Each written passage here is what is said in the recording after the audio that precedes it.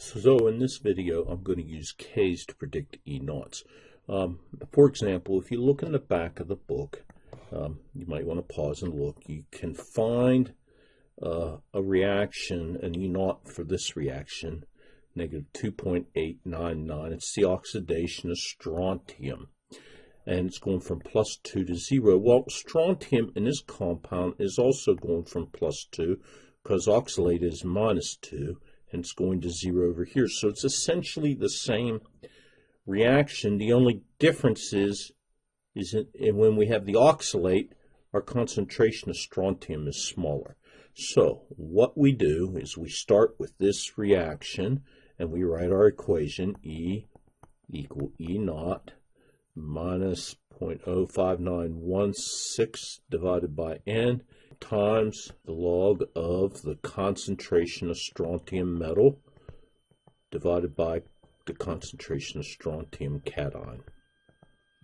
And we're essentially done. What we do is we plug in the KSP. There I wrote the reaction for you, the strontium oxide dissociation. And we have a KSP for it. KSP equal concentration of strontium times concentration oxalate. So I can solve this for strontium oxide concentration. So I take and solve it. Here we go. The strontium +2, the concentration of it, is equal to the KSP divided by the concentration of oxalate. Okay, that's true. And I plug it in here. And so my new equation becomes E equal E naught minus 0.05916 divided by N times the log. And when I plug that in, I get the concentration of oxalate on the top divided by the KSP. Now, by definition, E naughts, when I have concentration or activities equal to 1, I am defining E naught. So E over here becomes E naught. E becomes E naught when the activity of oxalate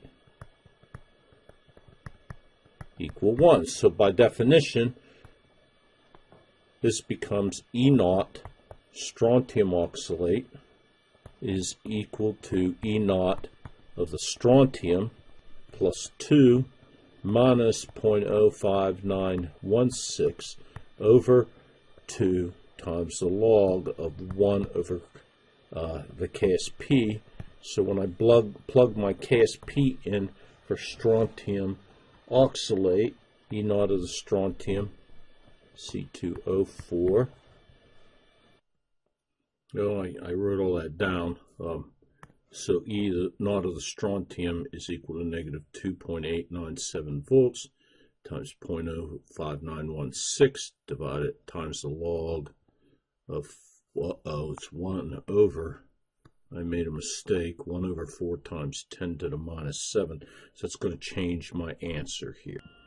When I fix that, I get negative 3.078 volts.